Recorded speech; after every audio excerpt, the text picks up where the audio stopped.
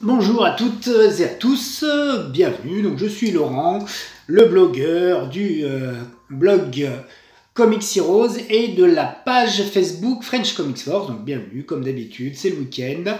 Moi je reviens d'une semaine de vacances, donc j'ai eu le temps de lire plein de comics, et donc ça va être la review hebdo de mes lectures comics, plus quelques news sur les dernières campagnes de financement participatif concernant les productions françaises de comics.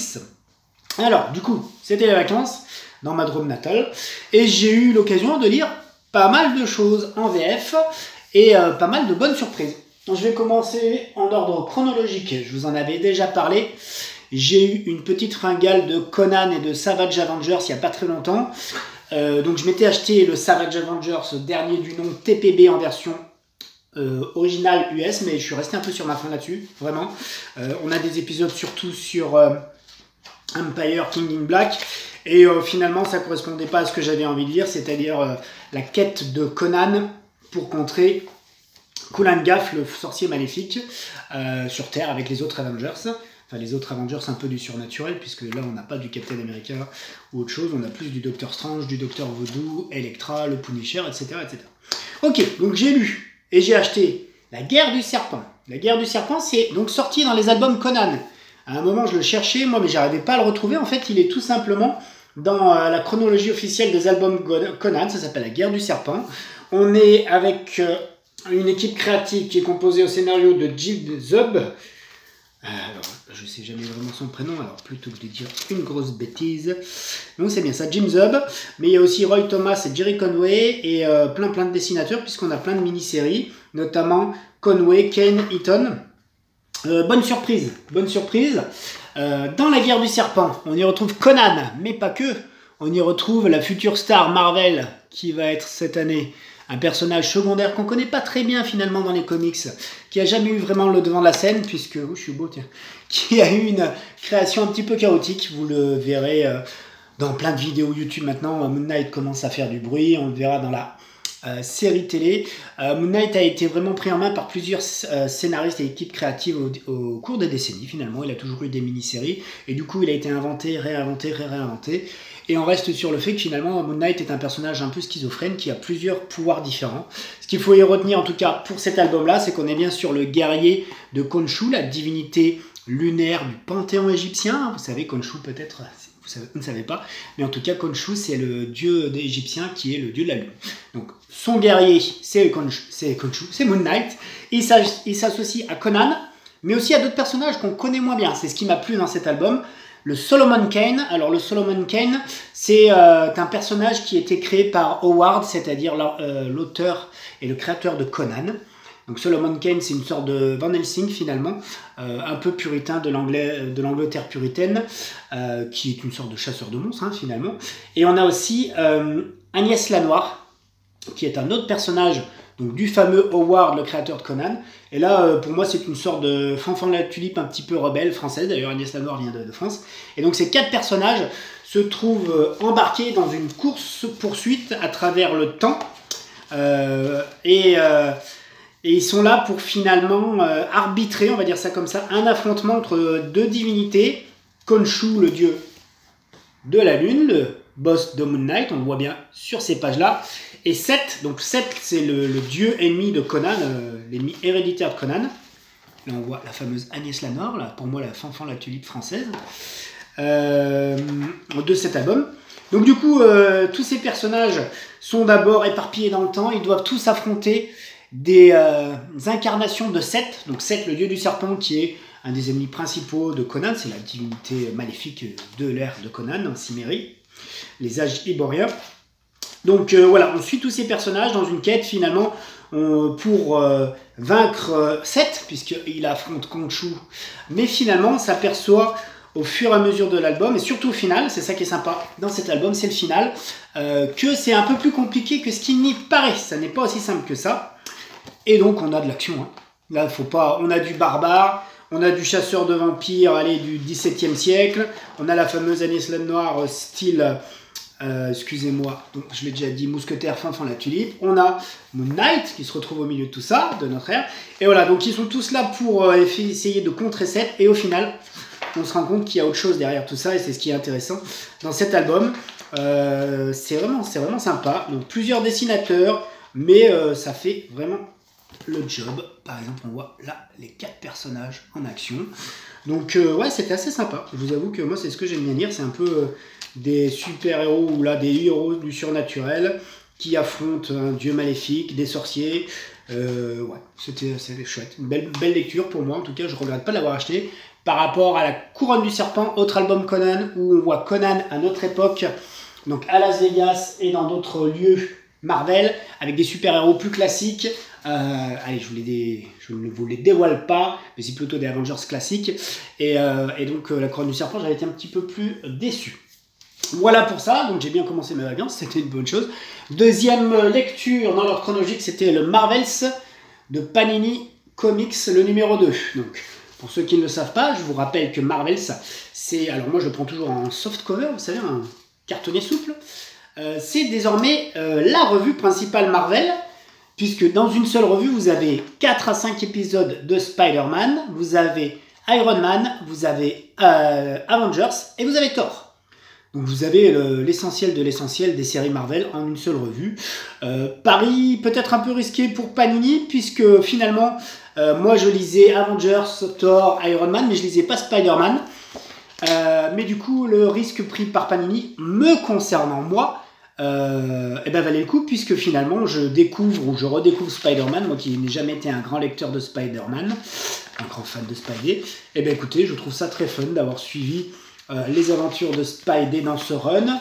Ce qui est intéressant en plus là, c'est que c'est 5 épisodes qui suivent, même si c'est des équipes créatives différentes. On avait au scénario du Nick Spencer, mais au dessin on avait du Vincentini, du Mark Bagley, qu'est-ce qu'on avait, du Federico Sabatini, qu'est-ce qu'on avait d'autre, Roger Antonio, Carlos Gomez, c'est Carlos, Mark Bagley encore. Donc vous voyez, plusieurs équipes créatives différentes, mais pour une seule et unique finalement saga. Donc là, en 2 albums, j'ai quasiment une saga, une intrigue complète de Spider-Man. Et ouais, ça me plaît, moi. Cette couverture. Puisque Spidey évolue, on le voit dans cette mini-série, on peut appeler ça comme ça, c'est pas une mini-série, mais en tout cas dans cette intrigue et cet arc narratif. Il a un nouveau costume puisqu'il est connecté, il est un peu youtubeur super-héros puisque le public peut suivre en direct les exploits de Spidey. Mais quand il déniche des choses un petit peu compromettantes ou des secrets d'identité, ce genre de choses, il doit déconnecter et donc il doit passer à autre chose, il doit revenir à l'ancien costume. Voilà, donc moi vraiment belle surprise que Spider-Man, que Spidey. Je suis pas très fan de Spidey parce que moi c'est pareil, je suis pas fan de Batman et de Spidey, les 2 super-héros les plus connus de l'univers. Parce que moi, quelqu'un qui grimpe au mur, ça ne me faisait pas rêver, c'est tout. Je préférais les mutants et les X-Men, les super pouvoirs de ce style-là. Mais là, pour moi, ça fonctionne bien. Ce qui me plaisait dans cette arche narrative, c'est qu'on voyait un peu une évolution. Là, donc ce fameux Spidey qui devient un petit peu youtubeur malgré lui. Mais bon, je pense qu'à la fin, on revient sur des basiques. On verra ce que nous réserve l'avenir par rapport à ça. Mais pour l'instant, je continue. Moi, en tout cas, c'est pas la lecture de Spidey qui va m'empêcher de racheter Marvel Comics. À la suite de tout ça, Avengers avec la suite de l'arc qui s'appelle World War Miss Hulk numéro 2. Donc les Avengers qui sont... Alors là, l'équipe créative, on a Jason Aaron toujours au scénario et Javier Garron au dessin avec des couleurs de David Courriel. Ça fonctionne bien, toujours fun, toujours très clair, les traits sont clairs, c'est assez fun. On voit des costumes couleur hiver camouflage et des costumes couleur camouflage de nuit pour 2 Avengers très célèbres que vous aurez reconnus. Et puis on avance dans cette intrigue où les Avengers sont là un peu en mission de secours auprès de Miss Hulk. Miss Hulk qui s'est fait kidnapper par la Winter Guard. Donc on en apprend un peu plus sur leur plan, sur ce qui se passe. Et puis on voit évoluer nos Avengers. C'est sympa. Franchement c'est sympa, c'est fun, il n'y a pas de prise de tête. Oh, c'est de l'action, cet épisode-là c'est avant tout de l'action. On voit nos Avengers en pleine action, là, la super Ghost Rider, le nouveau Ghost Rider, j'aime beaucoup, moi c'est des personnages que je ne connaissais pas vraiment, ce nouveau Ghost Rider, et je l'ai redécouvert avec les Avengers de Aaron. Voilà, c'est pas trop mal, on attend la suite, là il y a une super page mais je vous la montre pas parce qu'elle spoil. La série d'après c'était Iron Man avec le scénario de Christopher Cantwell, dessin Angel Unzueta. Et c'était une bonne surprise, parce que enfin, ça avance un peu plus ce Iron Man. Ce Iron Man qui est à la poursuite du grand méchant. J'ai perdu son nom. Cosmique, dont je ne me souviens plus de l'identité. Korvac, pardon. Et ça fait un petit moment qu'il est à la poursuite de Korvac, notre Iron Man. Et ça avançait pas vite. Et là, enfin, dans cet épisode, ça accélère. On a de l'action. J'ai envie de dire, c'est la bonne nouvelle. Et c'est l'épisode sympa. La bonne surprise de ce numéro, c'est Iron Man qui enfin accélère et passe à l'action. Voilà, c'est ça qu'il faut retenir sur le Iron Man de Cantwell. Donc je pense qu'on n'est pas très loin du dénouement. Enfin. Donc voilà, c'était plutôt pas mal. Alors, on attendra la suite.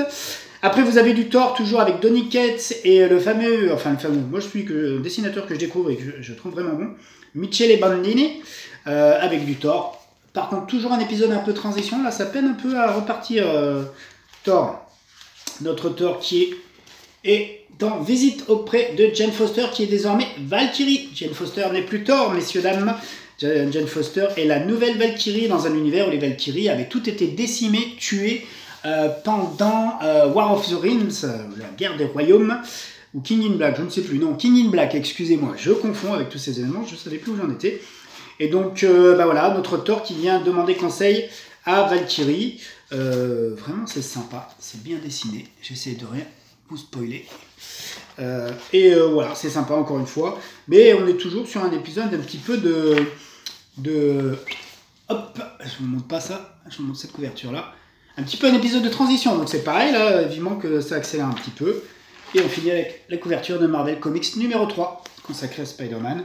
Bien sûr, quasiment l'intégralité du magazine est consacrée à Spider-Man, la moitié en tout cas, puisqu'on a 4 ou 5 épisodes. 1, 2, 3, 4, 5 épisodes consacrés à Spidey. Bonne surprise pour moi. Donc ouais, encore un bon moment de lecture. C'est des épisodes fun, hein, entre les Avengers et tout le reste, ça se passe plutôt bien. Donc voilà, moi en tout cas je le conseille, moi ça me plaît, moi ce que j'aime lire c'est du super-héros mainstream, que ce soit coloré, que ce soit fun, qui est quand même des intrigues qui se tiennent avec du vrai suspense, mais c'est bien aussi d'avoir du fun, du coloré, du super-héros, pas prise de tête, et c'est ce que j'ai eu avec Captain Marvel. Captain Marvel, dernier numéro en date. Captain Marvel a été relancé, réinventé, ça fait 1 an ou 2, moi j'ai pris le train en marche. Là, c'est un album qui est signé Thompson. Alors, Kelly Thompson, donc une scénariste. Et les dessins sont de Lee Garbett et Belen Ortega. Et donc, c'est pas mal, mais je pense que l'ancrage met pas forcément en valeur les dessins, par exemple. Allez, qu'est-ce que je peux vous montrer? Il y a du potentiel. Mais on a un ancrage qui est un peu trop épais et qui prend un peu trop de place à mon avis pour finalement des dessins qui sont assez mainstream, hein, et un style qui pourrait être vraiment mainstream. Voilà, bon, c'est tout, c'était la petite parenthèse.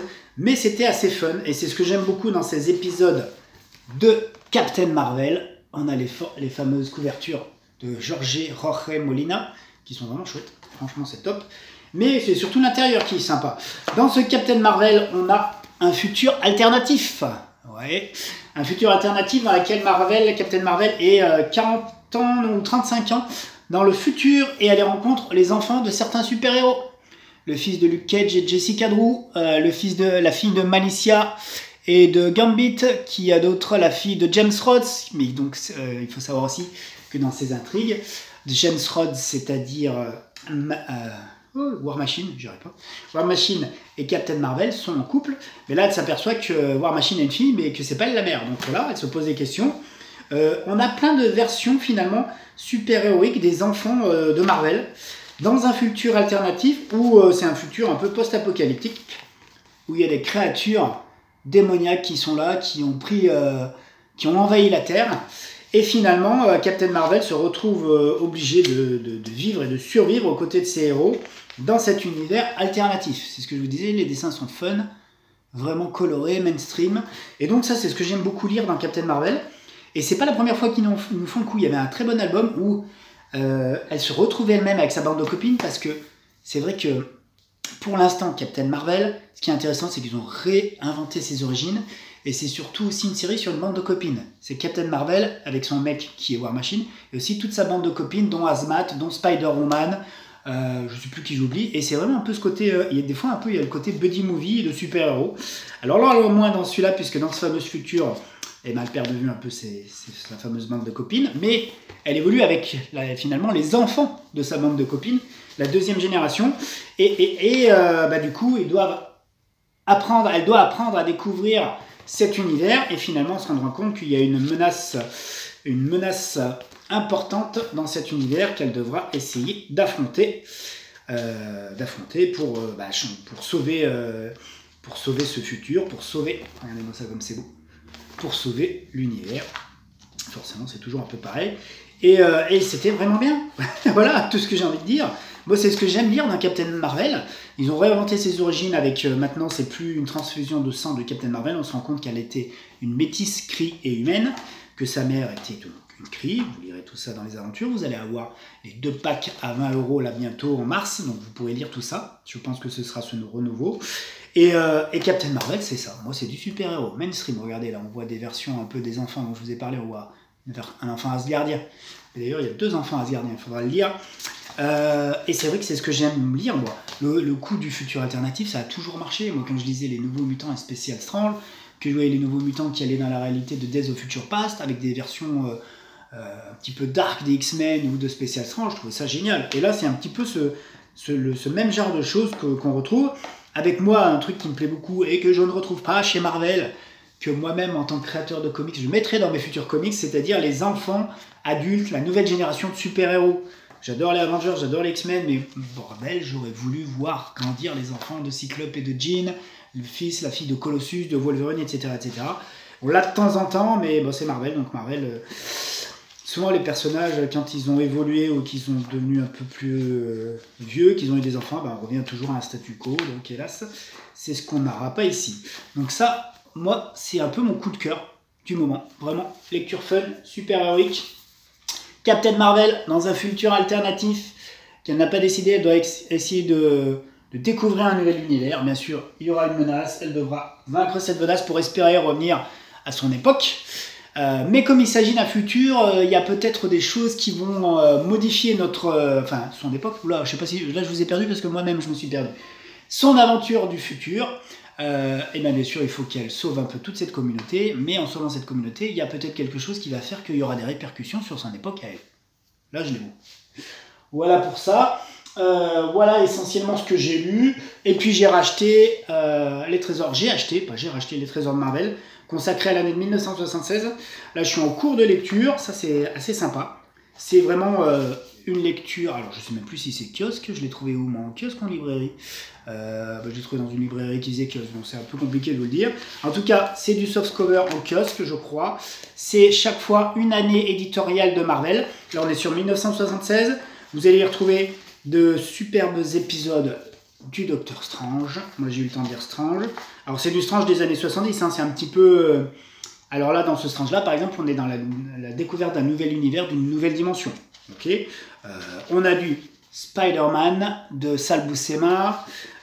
Qu'est-ce qu'on a d'autre? J'en étais aux Eternals de Kirby, moi qui ai rarement lu du Jack Kirby, puisque je suis arrivé dans les années 80, je ne sais plus, 83, 84 sur les comics.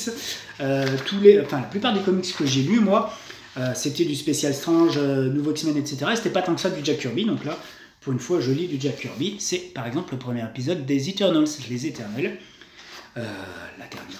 Quasiment la dernière sortie ciné de Marvel. On a du Nova certainement par Marv Wolfman. Oui, Buscema, Michel Wolfman, Marv Wolfman. Je crois que c'est les premiers épisodes originaux de Nova. On a pas mal de cosmiques, puisqu'à la suite de tout ça, on a Warlock. Alors Warlock, c'est par qui? Je trouve pas l'équipe créatrice. Couleur Michel Wolfman, tout le reste Jim Starlin. Donc les dessins, le scénario, c'est du Jim Starlin de 1976. Donc ça veut dire qu'on y retrouve Gamora, on y retrouve Puck, on y retrouve Adam Warlock des origines, donc pas les versions remaniées des Gardiens de la Galaxie des années 2000. Après tout ça, on a un épisode de Nick Fury. Je vais essayer de vous retrouver la couverture. Si je la retrouve. un jour. Oui, Nick Fury. Donc du Nick Fury 1976. Dessin de Howard Chaykin et scénario de Jim Starlin. Encore Jim Starlin au scénario. Donc tout ça, je ne l'ai pas encore lu, hein, je le feuillette. On a du X-Men, les nouveaux X-Men. Donc à tous les coups, c'est du Claremont et du Dave Cockrum, bien sûr. Couverture culte. Donc ça, j'ai déjà dû le lire il y a un petit moment, mais je vais me refaire le plaisir de me replonger dans ces épisodes. Et à la fin, on a encore un épisode, mais cette fois, c'est les 4 Fantastiques. Les 4 Fantastiques avec Hulk. Donc avec Roy Thomas au scénario, George Perez, du George Perez au dessin. Mais c'est marrant parce que c'était du George Perez un petit peu plus classique, avec un style vraiment à la Roy Thomas ou à la Sal Buscema d'ailleurs. Allez, hop. Les 4 Fantastiques. Non, c'est ça, c'est bien George Perez au dessin. Donc voilà, du fun des années 70, du Marvel de la grande époque. Donc ça, je vais finir de me lire cette semaine avec DC Infinite Frontier, puisque je suis en train de lire DC Infinite Frontier. Là, j'ai lu Stephen Strange et Spider-Man, donc ouais, c'était sympa, c'était vraiment fun. Donc je vais me faire ce petit plaisir. Voilà pour mes lectures comics de la semaine, pas mal de choses. Marvel Comics, bon moment. Captain Marvel, très bonne surprise. Ma couronne du serpent Conan, c'est vraiment ce que j'ai envie de lire. Là, c'est vraiment Conan à travers le temps avec des héros ou des super-héros pour contrer des dieux maléfiques ou des sorciers maléfiques. Donc ouais, vraiment fun. D'ailleurs, on a appris la semaine dernière que les Savage Avengers vont être relaunchés cette année aux US et donc bientôt en VF, puisque nous, on a la VF, le prochain album, c'est en mars 2022. Je pense que ce sera le 4e album en VF. Il y aura certainement un 5e album en VF à la fin 2022. Je pense que 2023, on aura droit à la nouvelle mouture des nouveaux Savage Avengers. Les Savage Avengers, ce sera Conan, avec le Chevalier Noir, la Cape et l'épée, l'Anti-Venom, l'Armoche, et certainement encore un autre héros que j'oublie, mais je vous en reparlerai en temps et en heure. Voilà pour les lectures comics. Petite news aussi pour un grand succès. C'est le fameux Spécial Strange qui est relancé. Le Spécial Strange en financement participatif qui a été lancé mercredi. Mercredi, déjà, je crois, dans la journée, il y avait 250% qui avaient été atteints. En 24 heures, ils étaient à 400%. Et là, si je regarde bien, ils sont à 465%. Donc, soyez rassurés, Spécial Strange va exister, il est financé. Le Spécial Strange, nouvelle version d'Original Watts et d'Organic Comics, avec 4 séries à l'intérieur. La fameuse Fantasmic Force de Jack Kirby. Vous allez avoir Micros versus Maelstrom de la création de Jean-Yves Mitton, dessiné par Oliver Hudson. Vous allez avoir The Orb de Thierry Lancelot, donc nouvelle série complètement inédite de super-héros, ça a l'air vraiment sympa, on a envie de le découvrir rapidement. Et vous allez avoir Mighty Titan de Joe Martino. Donc bravo à toutes et tous, à toutes les équipes du futur Spécial Strange. Moi, il me semblait bien que ça allait cartonner dès le départ au niveau de la campagne de financement. Je n'osais pas le dire pour ne pas leur porter la poisse. Mais effectivement, je pense que moi, j'aurais été vraiment surpris que dès le premier jour, il n'y ait pas 100%. Et je vous dis, ils étaient déjà à 250%. Donc, bonne nouvelle pour Spécial Strange. Donc, moi-même, cette semaine, ça va être à moi de participer. Je me commanderai mon exemplaire de ce fameux Spécial Strange numéro 1. Autre bonne news, parce que c'était pas gagné, c'est une autre campagne de financement participatif. Cette fois chez North Star Comics, c'est mon éditeur, pour Oplitera bien sûr, qui lance une nouvelle série complètement nouvelle, inédite, L'Ogre, avec Jérémy Bouquin, qui est le scénariste. Jérémy Bouquin, c'est un auteur de romans policiers, de polar, et c'est aussi le scénariste du Privé, dessiné par le fantastique Seba. Et là, il relance une autre série avec Monsieur K, ça s'appelle L'Ogre, et ça y est, depuis cette semaine, c'est financé à 100%. Donc, rassurez-vous, soyez rassurés, cette série, cette bande dessinée, va bel et bien exister grâce à North Star Comics et aux contributrices et contributeurs. Voilà pour les news un peu sur les comics made in France. L'Ogre, ce sera chez North Star Comics. Donc ne pas hésiter, j'imagine, à découvrir si vous ne l'avez pas fait. Je pense que même si la campagne est terminée, vous pouvez toujours précommander vos albums. Je pense que Ulule permet ce genre de choses. Voilà pour les news du moment et du dimanche. Comme chaque dimanche, j'ai fait le tour de mes lectures comics. Donc voilà, n'oubliez pas une chose, c'est que ça n'est que mon avis à moi. Mon avis à moi, il ne vaut pas mieux que le vôtre. C'est juste de la promotion sur les comics en VF que je lis. Et puis, en tout cas, mon avis de lecteur comics, puisque je lis les comics depuis au moins un bon moment. Voilà. N'hésitez pas à me dire dans les commentaires ce que vous lisez, ce qui vous plaît moins, ce que vous attendez, qu'est-ce qui vous fait vibrer. Je vous avoue que moi, en général, tout ce que je fais sur mon blog ou mes vidéos, l'objectif, c'est surtout de parler de tout ce qui est positif. Voilà, bon, tout ça, ça me rapporte rien. Donc l'objectif, c'est de vraiment de consacrer du temps à ce qui me plaît, tout simplement. Et d'envoyer des good vibes, des bonnes ondes. Voilà pour moi, je termine. Allez, 25 minutes, c'est déjà une grosse vidéo, mais j'avoue qu'il y avait beaucoup de lectures. Il y avait des bonnes news avec, encore une fois, Spécial Strange le retour et l'ogre de North Star Comics. Je vous dis à bientôt. Peut-être pour revenir sur Spécial Strange rapidement, faire une vidéo récapitulative qui reprend toutes les informations du moment. Voilà, bon dimanche, bonne semaine, demain c'est lundi, mais on va y arriver, vous inquiétez pas. Je vous dis à bientôt sur mes vidéos. Salut!